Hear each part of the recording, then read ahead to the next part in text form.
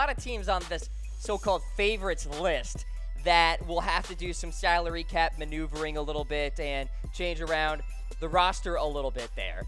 Now, with that, let's take a look at the future of LeBron James. And first of all, Harris, let's just full stop, take a look at what he has to do. He has to opt out of his contract with the Cleveland Cavs. He does. He has a player option with the Cavs this offseason. Now, two things could happen. Now, he could opt into his player option and get a sign and trade, or he could just negate his player option in general, decline it, and sign a brand new free agency deal regardless of where he goes. The most amount of money that he can make is $35 million next season. He could take less, obviously, if he wants to join a super team like the Rockets, but we'll see what happens with LeBron and his contract. But as of right now, he does still have that player option with the Cavs. And I think the Cavs should use it. I still think that a sign and trade is LeBron James's best possibility for what he could do with his future. I think we could see him move to the Rockets with a proper sign and trade, maybe the Lakers as well. I think that helps LeBron and the Cavs equally with a sign and trade. We saw him do it once before when he moved to the Heat. I wouldn't be surprised if we saw it again. A sign and trade makes a lot of sense if you're talking about a team like the Houston Rockets. The Houston Rockets do not want to sign LeBron James as a free agent because that's when they have to get creative with their depth chart, with their roster. If they do a sign and trade kind of deal, it's a little easier on the Houston Rockets from a financial perspective. And you got to keep in mind the whole luxury tax and all of that such, and it depends team to team how deep they are willing to go into that. But in terms of a sign and trade, it would be interesting if we have some sort of a Chris Paul type of situation, Harris, going from the Clippers to the Rockets. It wouldn't completely surprise me. Look, the Rockets are, I want to make this clear, the Rockets are pretty unlikely, and in my opinion at least, to end up with LeBron simply because the amount of money that it's going to take for them to actually make an impact is just, or for him to actually move, it's going to take a lot of different factors. I mean, they're going to have to get rid of half of their roster. Chris Paul might have to take a pay cut. LeBron might have to take a pay cut. Clint Capella for sure won't be on the team. Right. They'll have to get rid of Trevor Ariza, let him walk, trade Eric Gordon and Ryan Anderson.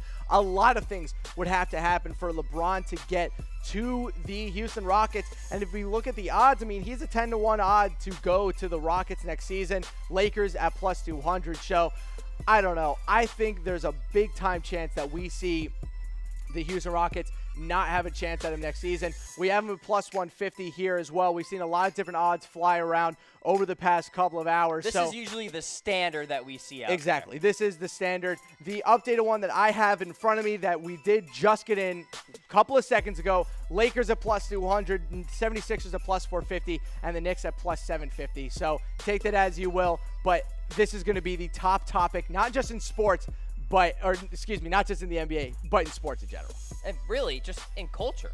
We're talking about a transformative individual in LeBron James who is a brand in of himself. And you can't say that for many sports athletes out there, for really anybody out there. I mean, LeBron James is on the level of, say, a Tiger Woods in the early 2000s, in the mid-2000s. It's just that individual brand that he carries and the intrigue that he is going to bring to the sporting world and really just everybody in the United States.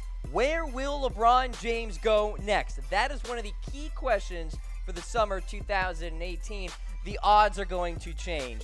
The rumors are going to change. There will be buzz after buzz after buzz from insider after insider after insider, and eventually we will get some sort of decision. How exactly LeBron James will make that decision, you see what I did there? Yeah, I got you. Will be very interesting to see. Now, LeBron has been connected to the Celtics of late. So here is LBJ in the white and green. I love the ringer. This isn't happening. He's not going to the Celtics. Why? Like, it annoys me because when is the last time, besides Kevin Durant, and that is a completely different situation, why would LeBron James go to the exact franchise that his entire career he's been trying to beat? This isn't like he left the Cavs to go to a Western Conference team. No, he left the Cavs to go to the Heat to beat the Celtics. Why would he now join the Celtics? It would make more sense for him to join the 76ers. I don't think this is realistic. He's not going to the Celtics. I can't even believe this is a possibility. So you don't even want to give any sort of logic to I this? don't. I can't even believe that Stephen A. Smith brought this up as a possibility. I understand that the Celtics will probably look into it because he's LeBron James and you should, but the probability of this happening, according to me, 0.2%. If 0.02%.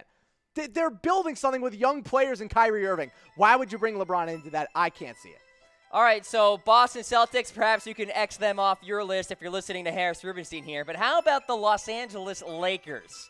Now, a couple of max contracts to play with out there in L.A., a lot of logic out there that says, well, maybe Paul George and LeBron James team up. That's one of the latest rumors across LBJ, saying that those two will go out and play for the Lakers. There's a business interest out there for LeBron, a couple of houses in sunny LA as well. And you got Brandon Ingram and you got Lonzo Ball. Good young core players there. Paul George, LeBron James, who knows? We need to recognize why LeBron left in 2010 and why he came back to Cleveland in 2014. When he went to the Heat, they were a blank slate of a team. They had Dwayne Wade, but they had just moved on, obviously, from Shaq a couple of years earlier, and they really had a fresh slate for LeBron that he could come in and really take over the team for himself. That's why Miami was so appetizing. When he came back to Cleveland, same concept, blank slate, bad team, was able to take Kyrie Irving and bring the team back to the finals that season. Now, if you look at the rest of the teams that he's a possibility of, 76ers are not a blank slate. They already have Ben Simmons and Joel Embiid with a coach, and they already have a system that LeBron might just have to fit into. Rockets, same concept there. The Cavs, the roster is terrible, but the Lakers, blank slate, completely blank slate. He can come in there and just really make the team his. Now, what about the Philadelphia 76ers? So there was a report about LeBron, I believe it was a few weeks ago, I want to say, that talked about how James would be okay with playing off the ball. So you got Ben Simmons, you got Joel Embiid, you got LeBron James there in Philadelphia, in theory, in this hypothetical situation. Embiid would be one of the premier rim protectors that LeBron has never seen in his career. So that would be tempting, and you're still in the East. I'm not crazy about him going to the 76ers just because I wonder what it really does for him in terms of his legacy. It does give him a good finals chance, but if you're LeBron, do you really want to go to the Sixers and deal with Ben Simmons not being able to shoot, Joel Embiid and all of his injury problems? The fact that if you look at their backcourt, they have nobody. TJ McConnell is the best pure guard they have on the team. JJ Redick is going to be on his way out, even if LeBron James comes in. Markelle Fultz is a complete mystery to everyone involved, including myself. So, look, I think the biggest problem with the 76ers is just I don't think their roster is ready. I think their roster is perfect for someone like a Paul George. But if you're talking about LeBron going to the Sixers, I don't see the basketball fit. I don't like it. I understand the Rich Paul connection with Ben Simmons. I understand it. You know, they might be bringing in David Griffin to replace Brian Colangelo and that whole just crap show going on in Philly right now. But personally, I don't like him going to the Sixers. I just think that there's way too many bad things that could happen there. What if Joel Embiid gets injured and is out for the season? Great, you're not going to win the finals anymore. He's one of the most injury-prone players in basketball. I don't see it happening. All right, so that's the rundown there with the 76ers. We have to bring them up. The Golden State Warriors. Any potentiality for this to go down? I'll tell you what, LeBron looks great in that jersey. No. Period. No, that's it. It's not happening. It's not going to happen. LeBron, more than any NBA superstar, maybe in the history of the league, cares more about the league as a whole than just his own legacy. This is a guy who wants to take the NBA to the top as the #1 sport in this country. You think he's going to do that and ruin his legacy simultaneously to win one ring with the Warriors? Come on, people. It's not going to happen. Not to mention, if he doesn't take a pay cut, the Warriors would have to get rid of both Klay Thompson and Draymond Green and Andre Iguodala and get rid of their bench. Why do that? Why? It's not going to happen.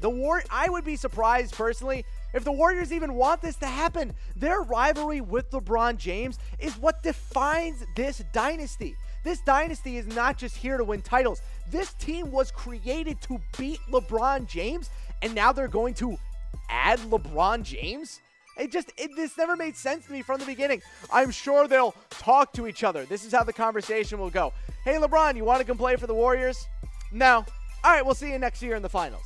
That's how it's going to go. Like, even the concept, like the fact that Stephen A. Smith decided to put this out in the universe along with the Celtics is flabbergasting to me. Like, this is a guy who prides himself on having the best sources in the business, and he legitimately thinks that the Warriors are an option for LeBron James. He did report that LeBron will just meet with the Warriors. So it's just discussion. It's dialogue. His exact quote that he put out 14 hours ago on his Twitter account, here are the 7 teams that LeBron is considering this offseason. The Warriors and the Celtics were on that list.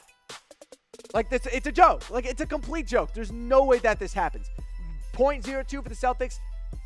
0% chance that LeBron goes to the Warriors. 0. Not happening. You see the Spurs on that list as well. Plus 2,000 odds to actually land LeBron James. That would be interesting. I don't think that's going Sign and trade for Kawhi Leonard. Come on, people. Let's do it. He's going to go play for Pop. God. Oh, come on. It'd be awesome. It'd be great to see LeBron and Pop. We know how much admiration they have for each other. It would be so awesome. The best coach in the NBA with the best player in the NBA. We have not seen anything like that in a long, long time. I mean, I can't really remember the last time we had the best player in the NBA with the best coach in the NBA. Maybe you could argue Duncan with the Spurs there in the early 2000s. Maybe Shaq with Phil Jackson with the Lakers. Like, it really hasn't happened for a while in the NBA. I'd love to see LeBron go to the Spurs, but I don't think that's going to happen. So LeBron James was actually pretty, I guess, calm, if you will, for his standards coming off the court tonight. You may recall way back when he was with the Miami Heat, which seems way back to me, the dreaded jersey ripoff after the 2010 campaign there. And we've seen different types of LeBron James after NBA Finals defeats. There's the jersey rip, there's what happened tonight, and there's the hugging that went on with the Spurs and all of that. So kind of different versions of LeBron in these finals. Do you know what it says to me? An increase in maturity as he's grown in the NBA. Look, when he got drafted as an 18-year-old, when he walked off the court in 2010, the dude was what, 25? It was about 7 years after, 2012, 25. Now you see here, this was in 2014. I mean, at that point, he's 28 going on 29. This year, he's 33 years old going on 34. He's dapping up everybody coming off the court. He's, saying hi to his, his wife in the hallway. Like, we've seen a great progression, not just as a player for LeBron, but as a person in his time in the NBA. And I think he is the best role model that the NBA has ever had. No arrests, no off-court shenanigans. The worst thing he ever did was leave his team in free agency. And everybody hates him. That was the worst thing that LeBron James has ever done. He is arguably the greatest idol that the NBA has ever had to build around. Maybe the only one that was better was Magic Johnson. But look, again, I understand that we've come a long way with HIV stuff, but when Magic Johnson was tested positive for HIV, that was huge. That was the biggest news in the country that, oh my God, the biggest athlete in the USA has HIV. Like, that was a massive thing, and it really hurt his legacy for a couple years in there. I mean, he had to leave the NBA because of it. LeBron's never had anything close to that. The only thing he had was the decision. And we'll play that for you right here because you can never look at it too many times. The answer to the question everybody wants to know. LeBron, what's your decision? In this fall, man, this is very tough. In this fall, I'm going to take my talents to South Beach and join the Miami Heat. So the big question, Harris, is how does he go about this decision here in 2018? I think we saw something very interesting when he moved teams the last time. And like I said before, we kind of look at LeBron's individual free agencies and how he's grown as a person. So he had the article back when he came back to the Cavs. I believe now he's going to use his media company uninterrupted in some way. He's a modern guy. He understands how to get the most bang for his buck.